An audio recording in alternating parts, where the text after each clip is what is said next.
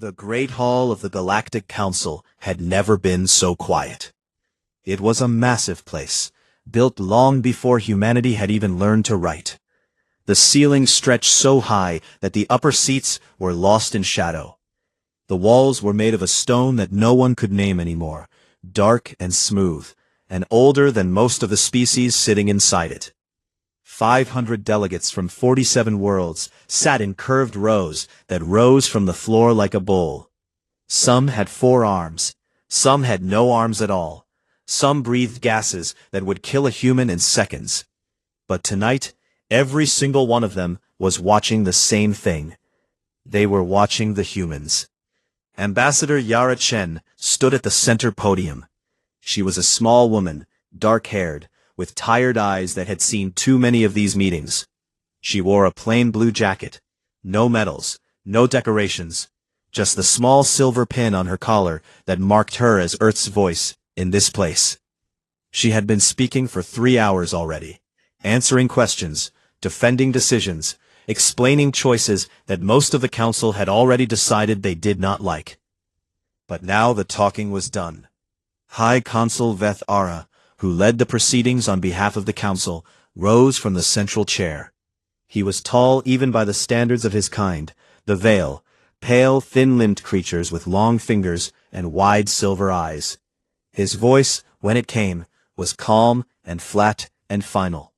"The matter has been discussed at length," he said. "The record shows 81 years of membership for the planet Earth and its people. In that time, the following violations have been logged." He did not look at a screen, he had memorized it. Unsanctioned terraforming of 3 celestial bodies within the outer ring, in breach of Article 9. Unauthorized uplift of artificial intelligence systems to Class 4 sentience, in breach of the Sentience Accords. Unilateral first contact with the Dari, a pre-contact species, in breach of every relevant protocol. Repeated refusal to submit military capability assessments to the Joint Registry. And, most recently, the installation of deep-range sensor arrays in neutral space without council approval. The hall was still. Each violation was discussed. Each warning was given. Each time, Earth's representatives expressed understanding, offered partial cooperation, and then continued as before. Veth Ara pause. "The Council has concluded that humanity does not intend to follow the rules that every other member world agreed to follow. It has therefore voted, by 44 votes to 3, to remove Earth from membership with immediate effect." He looked at Yara then. "Ambassador Chen, Earth's access to shared trade routes will end in 30 standard days. Its communications access to the Council network will be severed in 60. All diplomatic staff will be recalled within 90. Earth is, as of this moment, no longer a member of the Galactic Council." Silence. Then, somewhere in the rows above, a delegate muttered something in a clicking language.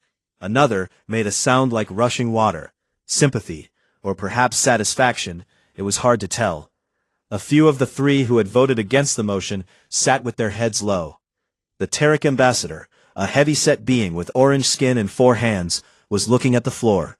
Yara Chen did not look at the floor. She stood at the podium with her hands clasped in front of her. Her face did not change. She took one slow breath, and then she did something that no one in the hall expected. She smiled. It was not a big smile. It was small and quiet, and utterly calm, like someone who had just been told they would not be invited to a party they had not wanted to attend in the first place. Veth Ara noticed it. The silver eyes narrowed slightly. "Does the ambassador wish to make a final statement?" "No, High Consul," Yara said. Her voice was steady. "I think everything has been said. Then, this session is closed." She stepped down from the podium, walked the length of the central aisle, and left the hall without looking back. Outside in the long corridor that smelled faintly of ozone and old metal, 2 of her staff were waiting. Davi, her assistant, a young man from Lagos with worried eyes, fell into step beside her. "Ambassador," he said quietly, "are you all right?" "Fine," she said. "They really did it." "Yes. What do we do now?" Yara walked a few more steps before she answered. The corridor was empty except for them. The sound of the hall behind them was already fading. She thought about the 30 days until the trade routes closed, the 60 days until the communications blackout, the 90 days until every human diplomat on every council world had to pack their things and go home. She thought about what Earth would look like after that. Cut off, alone. No access to the shared lanes that connected 100 worlds. No seat at the table where galactic decisions got made. No protection from whatever came next. She thought about all the things she knew that the council did not know. She smiled again. The same small, quiet smile. "We go home," she said. "There's a lot of work to do." Davi looked at her sideways. He had worked with her for 9 years. He knew her well enough to be nervous when she sounded that calm. "What kind of work?" She did not answer right away. They reached the exit, and the doors opened ahead of them, and beyond the doors was the cold dark of an alien sky, and the lights of 100 ships moving slow and quiet above the city, like stars that had somewhere to be. "The kind that takes time," Yara said, "the kind that nobody sees coming."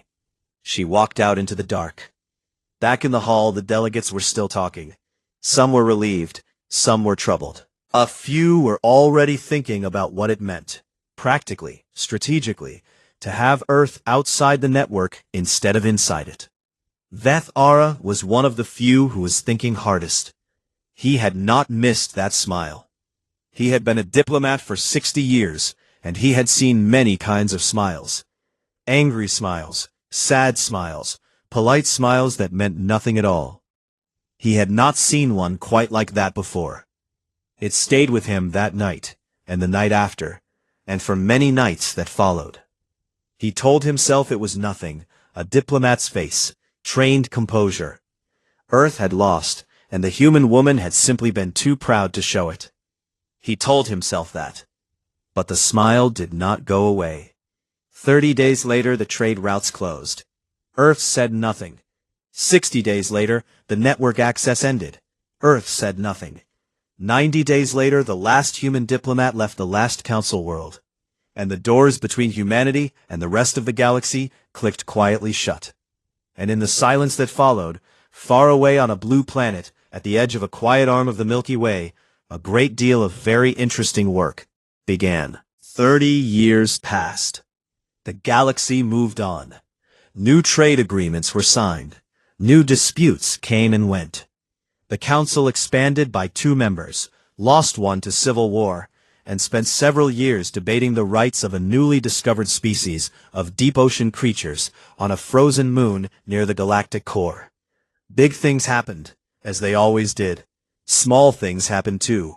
Alliances shifted. Old friendships cooled. New ones formed in the complicated way that politics always works, slowly and without anyone fully noticing. Earth was not discussed much. At first there had been some talk. A few council members had raised concerns in the early years, not for Earth's sake, but for the sake of the 3 species that had voted against the banishment.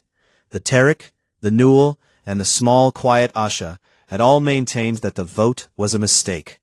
They had argued, politely and at length, that removing humanity was like cutting off a useful hand, because it sometimes moved without permission.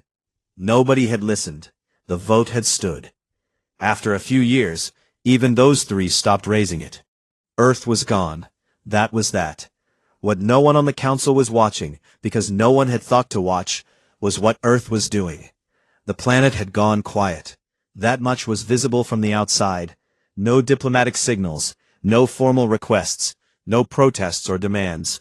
The humans had simply pulled back behind their own borders and stopped talking. Some council members read this as shame. Others read it as sulking.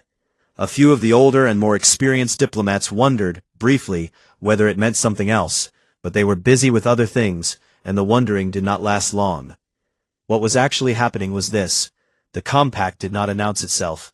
It did not hold a ceremony, or send press releases, or ask for anyone's permission. It simply grew, quietly and steadily, the way a tree grows, not all at once, not with fanfare, but continuously and in every direction. It started with the Asha. They had 3 fingers on each of their 4 hands, wide dark eyes built for low light, and a way of speaking that sounded to most other species like wind through dry grass. They lived on 2 worlds, in the middle reaches of the outer ring, Not rich worlds, not powerful ones, but warm and livable, and well-positioned for certain trade routes that the Council had always meant to develop, and somehow never had. The Asha had been Council members for 40 years. In 40 years, no major infrastructure project had reached them. No medical exchange program had included them. Their requests for communications relay upgrades had been noted and tabled and noted again. They were, in the language of the Council, a low-priority matter. 6 months after the banishment, a human engineering team arrived at the Asha homeworld. They brought no weapons. They brought no demands. They brought doctors, builders, communication specialists, and enough supplies to run 3 full infrastructure projects simultaneously. They also brought a simple document, written in plain language, which said, "We would like to be your partners. We ask for nothing in return, except the right to ask for help when we need it someday." The Asha signed it, then the Dari signed it, then the Ven, a species of 6-legged nomads who lived on the edges of 3 different star systems, and had been arguing with the Council about territorial rights for 15 years. Then the Olmu, then the Seth, then the Pari. One by one, quietly, without anyone in the Council chambers noticing, the species that the galaxy had ignored were saying yes to something new. By the 10th year, the Terran Compact had 19 member worlds. None of them were rich. None of them were powerful by the usual measures of galactic power. Warships, heavy industry, ancient political weight. But they were well positioned, and they were connected, and they were, for the first time in most of their histories, looked after. The human doctors that worked on Asha worlds were good, not just adequate, genuinely good, with medicines and techniques that treated conditions that had simply been untreatable before. The engineers that built on Dari settlements built things that lasted, and they trained local workers while they built, so that when the humans left, the Dari could maintain and expand what had been made. The Terran communications network that grew across compact space was fast and reliable and encrypted and free to use. Nobody was being sold anything. Nobody was paying tribute. Nobody was being asked to change their government or their beliefs or their way of life. It was, to be honest, a little unusual. Admiral Raz Kimani, who had been in another life a naval officer and was now something harder to define, oversaw most of the Compact's expansion from a station that orbited Earth's moon. She had a wall in her office covered in a map of the Compact, and every few months a new dot appeared on it. Each dot was a world. Each world was a partner. She was not a sentimental person, but sometimes she stood in front of that wall for a long time without saying anything. 19, her aide said one morning, updating the count after the Pari signed. 19, she agreed. The Council hasn't noticed yet. Kimani looked at the map. The 19 dots were scattered across the outer and middle rings, spread through regions the Council had always considered secondary. But if you drew lines between them, trade lines, communication lines, the invisible threads of agreements and shared interests, they formed something. A shape, a structure, an alternative. They will, she said. And when they do, it'll be too late to do anything about it. She paused. That's the idea. In the compact worlds, the changes were quieter and more personal.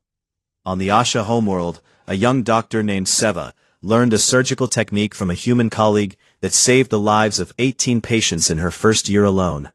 On a Dari station, children who had grown up knowing only the slow decay of old infrastructure went to schools that had power and heat and clean water for the first time. On a Ven transport ship, an old captain found that the new communications relay meant she could finally talk to her family across 3 systems without a 2-day delay. They were small things. They added up. The Council, from its great hall with the ceiling lost in shadow, looked out at a galaxy that seemed more or less the same as it always had. A few minor species doing somewhat better than before. A small web of trade agreements in the outer ring. Nothing alarming.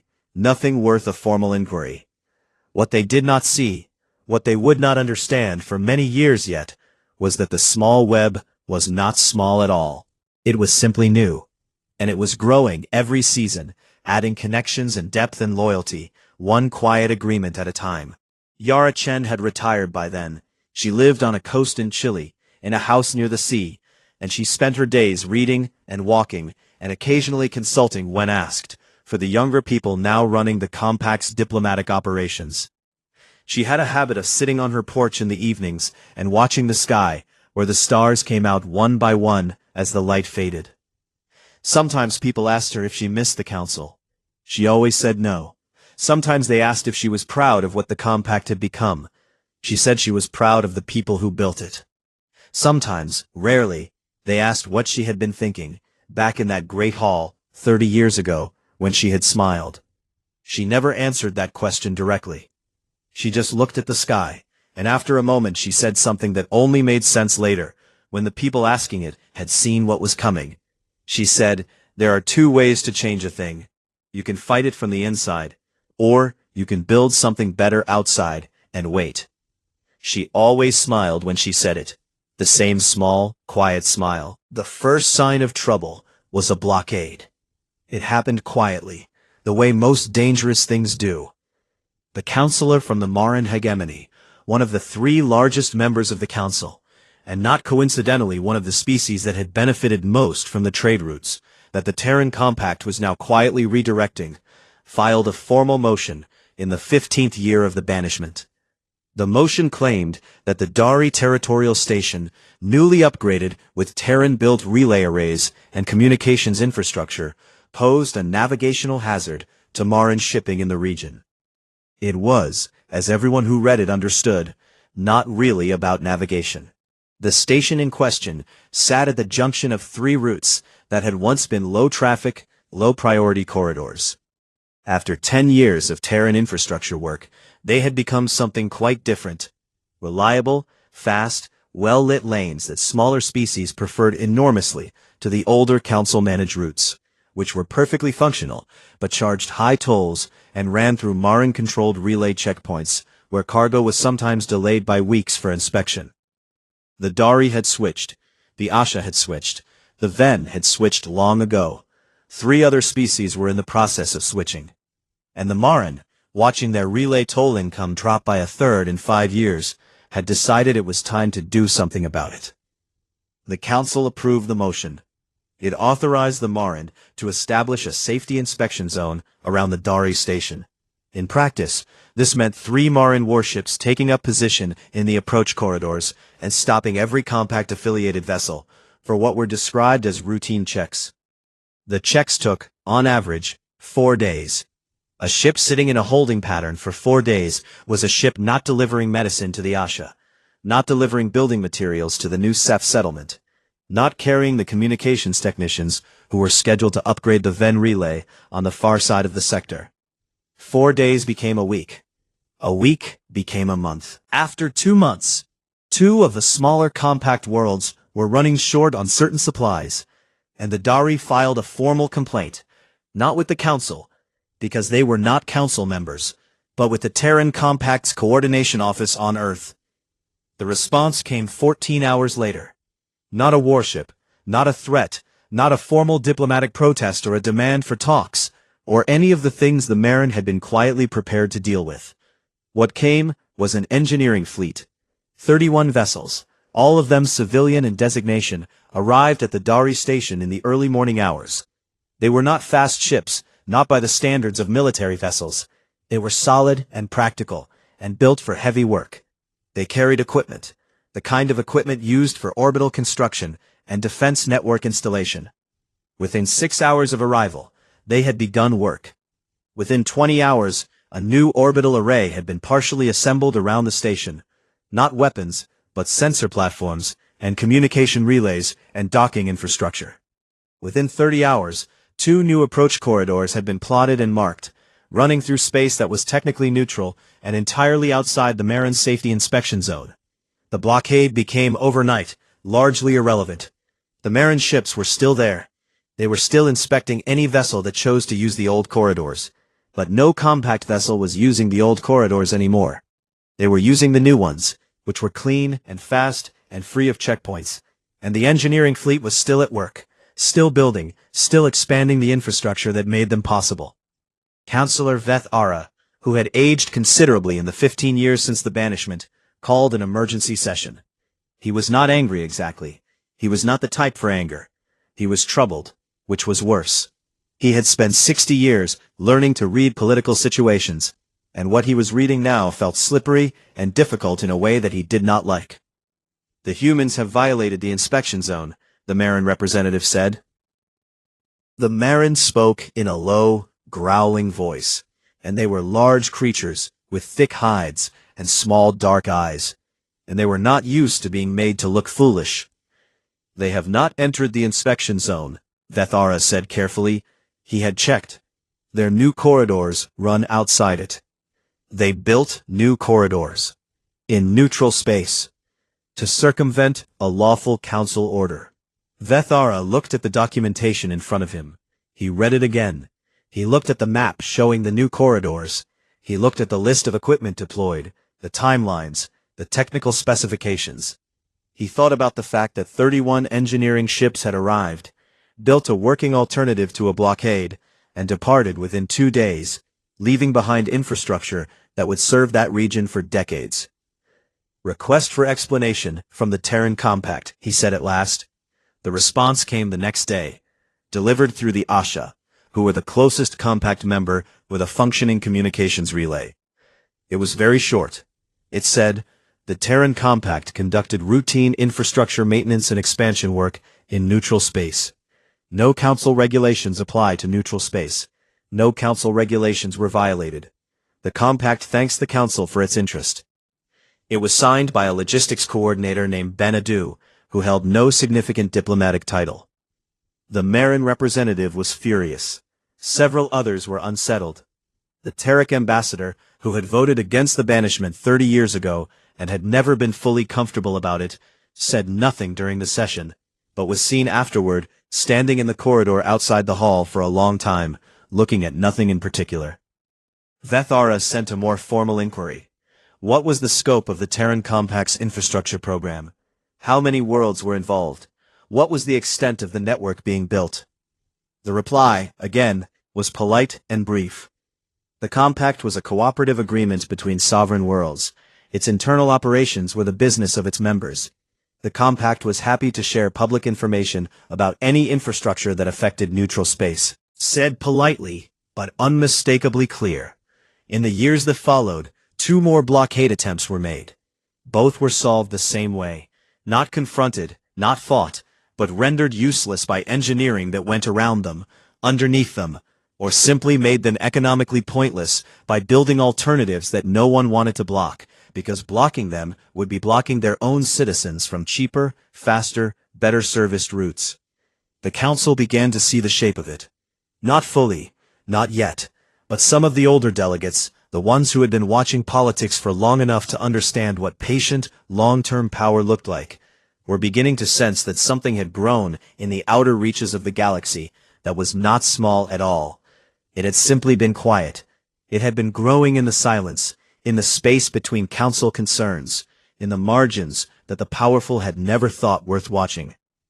Vethara sat in his office one night, the map of known space on the wall, and he drew lines with his finger between the 19 dots that represented Compact member worlds. He traced the communication routes. He marked the new infrastructure corridors. He counted the species that had in 15 years gone from isolated and struggling to connected and stable. He thought about the smile. He had never forgotten it. In 15 years, not once. He sat with his hands on his desk, and he looked at the map for a long time, and slowly, with a feeling like cold water being poured down the back of his neck, he understood that the banishment had not hurt humanity at all. He understood, too late and too slowly, that it had helped them. The star's name, in the oldest language of the people who had first catalogued it, meant something like slow fire. It was a mid-sized star, yellow-orange, 3,000 light-years from the galactic center. It had been burning steadily for 4 billion years.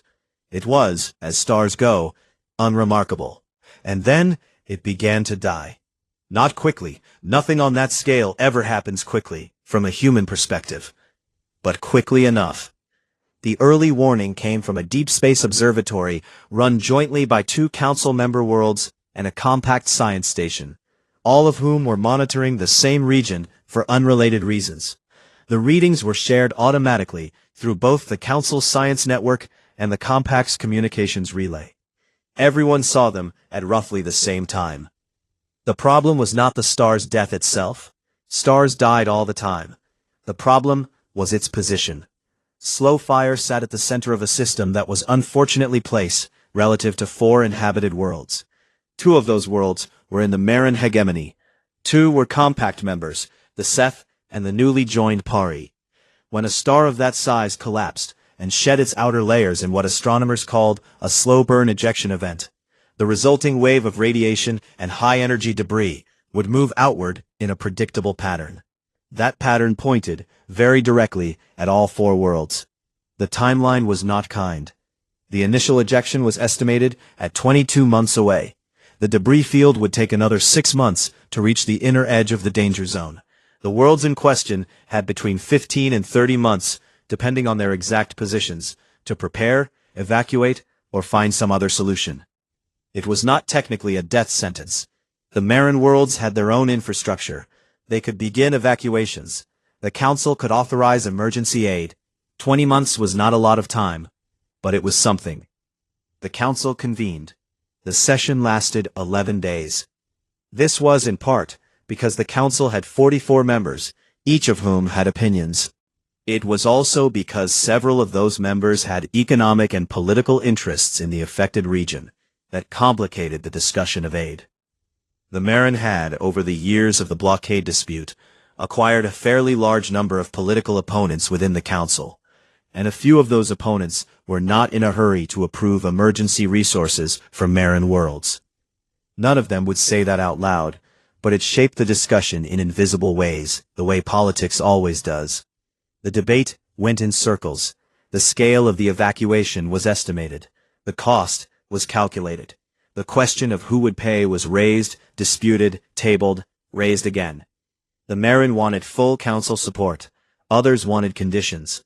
A working group was formed to study the feasibility of a debris deflection program, an attempt to redirect the ejection away from the inhabited systems.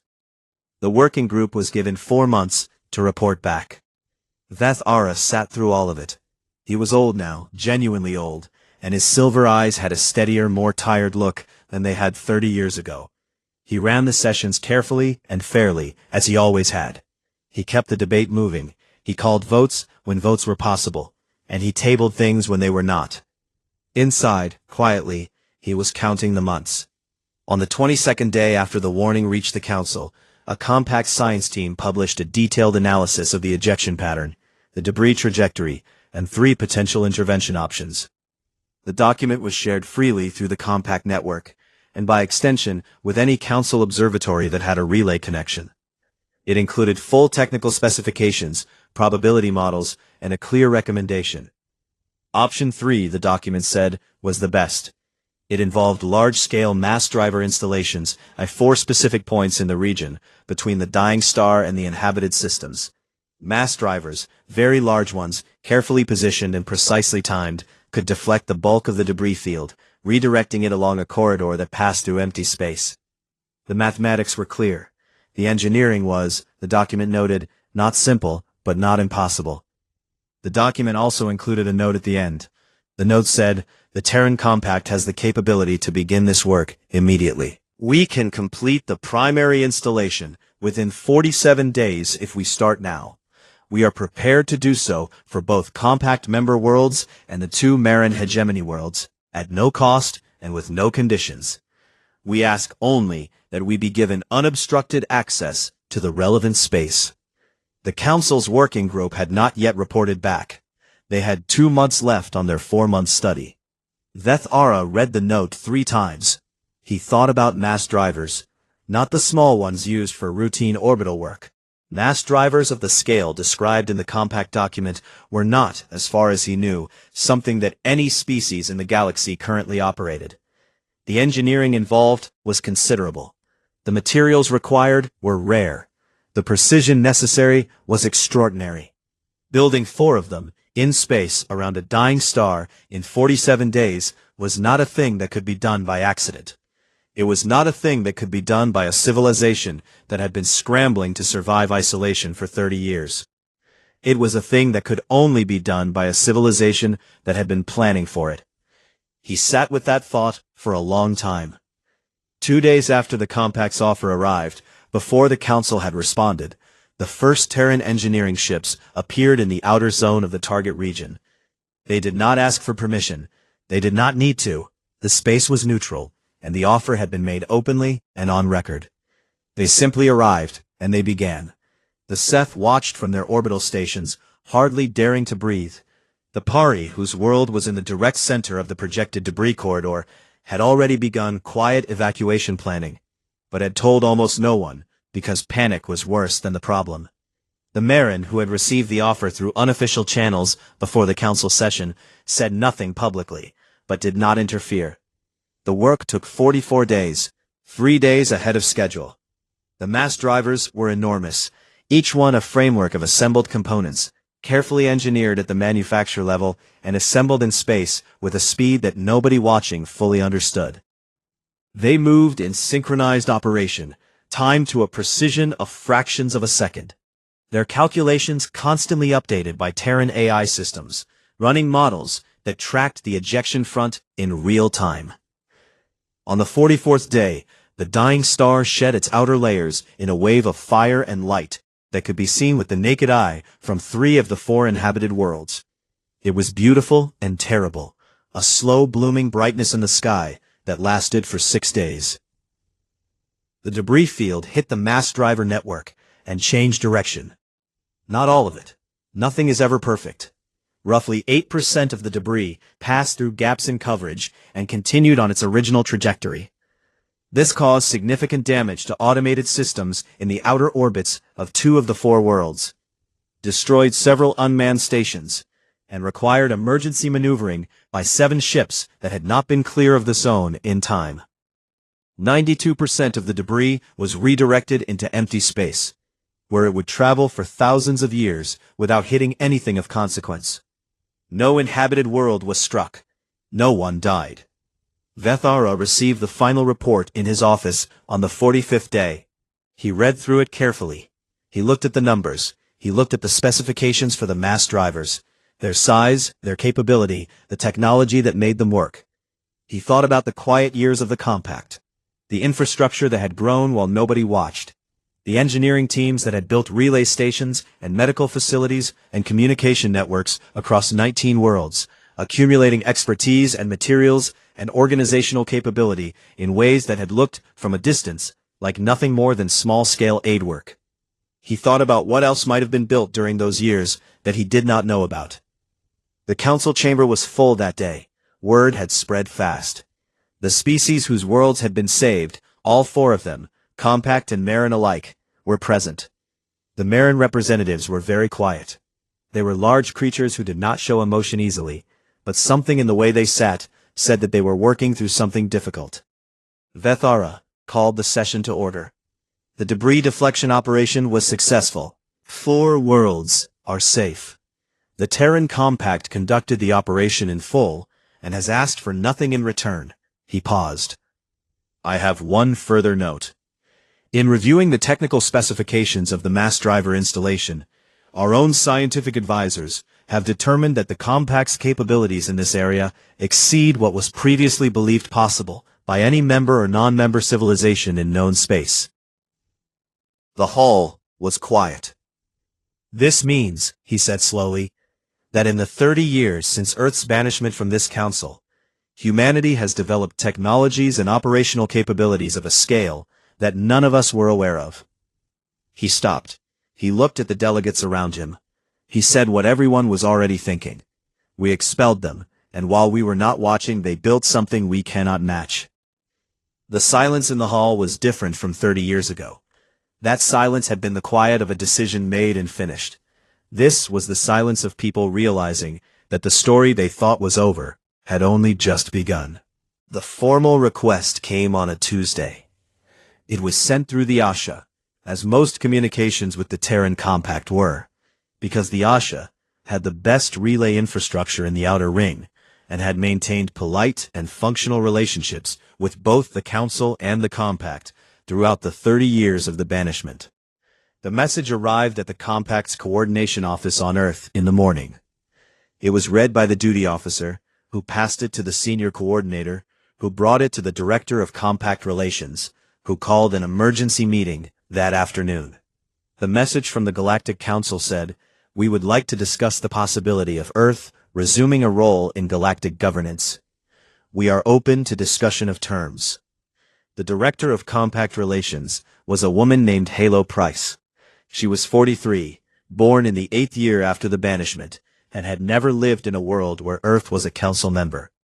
She had grown up in a civilization that built its own roads, made its own rules, and spent its energy helping people the council had forgotten. The council, to her, had always been something that existed at a distance, large, slow, not always relevant. She read the message twice, and then she set it down and looked at the people in the room. "Thoughts?" she said. The room was quiet for a moment. Then Jep, her chief of staff, said, "They need us more than we need them." "Yes," she said. "We have 19 worlds. They've lost 7 members in 5 years. The Dari, the Asha, the Ven, they never joined, but they don't cooperate with council requests anymore either. The Marin's toll income is down 60%. 3 of the smaller council members have quietly asked the Compact for infrastructure support." "Yes," she said again. "I know all of this. So what do we do?" Halo looked at the message again. She thought about what it meant, not just diplomatically, but in terms of the people it affected. The 19 worlds of the Compact. The millions of people on those worlds who had come to depend on the network of care and connection that 30 years of quiet work had built. The species who had been ignored by the old order, and would, if Earth simply rejoined the Council as before, likely find themselves ignored again. She thought about what Yara Chen had said. "There are 2 ways to change a thing. We don't go back," she said. "We invite them forward." She drafted the response herself. It was long. It was careful. It outlined in precise language the terms under which the Terran Compact would consider engagement with the Galactic Council. It was not a list of demands. That was important, and she chose every word to make sure it didn't sound like one. It was a proposal, a new charter, a different structure.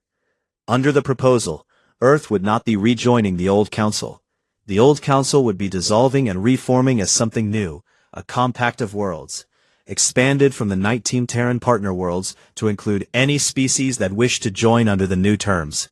The new terms were simple: equal representation regardless of military or economic size, no veto blocks, no armament restrictions, shared infrastructure development, scientific and medical cooperation without conditions, a joint emergency response framework, directly inspired, though Halo did not say this explicitly, by the mass driver operation of 5 years prior. The old council could join. Its members could become members of the new structure, with equal standing alongside the Asha and the Dari and the 19 compact worlds, or they could remain as they were, a separate organization, increasingly less connected to a galaxy that was reorganizing itself around a different center of gravity. The message was sent. The waiting began. It lasted 11 days. Then the Galactic Council requested a formal session. Not in the old hall with the ceiling lost in shadow. That building, the Compact delegation noted politely, held a particular symbolic meaning that was not helpful for fresh negotiations. They proposed a neutral site, a station in the middle reaches of the Outer Ring, recently built, well-equipped, and not associated with any previous political body. The Council agreed. Halo Price arrived at the station with a small delegation. She was not a person who put much stock in dramatic entrances, but she noticed, as she walked through the docking corridor, that the station was genuinely neutral. Flags from no single world, signs in 12 languages, meeting rooms designed to be comfortable for at least 11 different biological profiles. Whoever had built it had been thinking carefully about the future. She appreciated that. The session began the next morning. Veth Ara was there, older still, moving slowly but present. He had asked to attend as an observer, not a representative. He had stepped back from his formal role 2 years ago, after the debris operation. He sat in the back row and said nothing during the session. He watched. The Marin came. They were large and quiet, and sat very still during most of the discussion. They had lost 3 council votes in the past 2 years. Their trade income had not recovered. They were, in the private language of their own councils, in serious trouble, and the Terran Compact's infrastructure network was the most obvious solution to several of their most pressing problems. They did not say any of this out loud, but Halo knew it, and they knew she knew it, and that shared knowledge made the conversation easier than it might have been. The Terek came. The Newell came. The Asha were already there. Of course they were. The Dari sent observers. The Ven sent observers.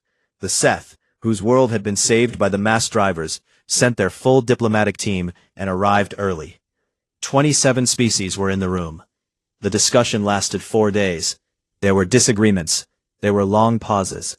There were moments when the Marin representative's hands tightened on the table edge, and Halo chose to move on to the next agenda item instead of pushing the point. There were moments when the Asha representative said something in their wind-through-grass language that was translated as a particularly precise and useful legal observation, and the whole room paused to appreciate it. On the 4th day, a draft charter was complete. On the 5th day, it was voted on. 44 worlds voted in favor. 3 abstained. No one voted against. Halo sat at the table while the vote count was read, and she kept her face very still. She was professional enough not to show what she was feeling, which was something large and complicated and not easily named. Pride, yes. Relief, also. Something else. A sense of weight settling, of a long and difficult thing finally arriving somewhere. After the session ended, she walked out onto the station's observation deck. It was a wide room with a curved window that looked out into open space. A clear view, no nearby stars, just the deep black and the distant slow scatter of light that was the galaxy. She had been told the view was good. It was better than good. It was the kind of view that reminded a person that they were very small, and that the things they'd built were still worth building. Veth Ara came and stood beside her. They stood quietly for a moment, not talking. He was very old. She was, by his standards, extremely young. They had both arrived here by very different roads. "I owe someone an apology," he said at last. "Though I understand, she is no longer with us." He meant Yara Chen, who had died 4 years ago, peacefully, in her house on a coast in Chile, watching the stars come out. Her smile, the one she had worn in the Great Hall 30 years ago, had been described so many times in so many accounts of those years that it had become something of a symbol. Reproduced in history texts, referenced in political discussions, occasionally painted on the sides of compact engineering vessels as a kind of unofficial insignia. "She'd have found it funny," Halo said, "being an apology." Perhaps. Veth Ara was quiet for a moment. She knew what was coming. All those years ago, she knew. She built it. It didn't just come. He nodded. "That is what I did not understand for a long time. I thought the banishment was something that happened to humanity, but for her, it was a beginning." Halo looked out at the stars. The new charter was signed. The new body had a name. The Charter of Worlds, it was called. Plain and simple, no grand titles. 27 members today, with more expected before the year was out. Equal seats. No veto blocks. A joint emergency response fleet that was already half built, using designs tested in the mass driver operation. An infrastructure fund that every member contributed to and every member drew from based on need. It was not perfect. Nothing built by living creatures ever was. There would be disputes, delays, moments of frustration. Some of the old power structures would find new ways to push their weight around. Politics did not stop being politics just because the room got bigger. But it was different. It was genuinely structurally different, in ways that mattered. Humanity had not come back to the old council. It had built something new, and the galaxy had come to it. Not all at once, not without argument, not without 30 years of hard and quiet and often invisible work. But it had come. Outside the window, a compact engineering vessel moved slowly through the dark, its running lights blinking in steady rhythm. On its hull, faint but visible in the station's reflected light, was a small painted image, A woman's face, smiling, simple, quiet, utterly calm.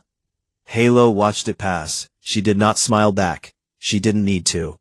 The smile had already said everything, 30 years ago, in a great hall on an alien world, when the doors had closed and the work had begun.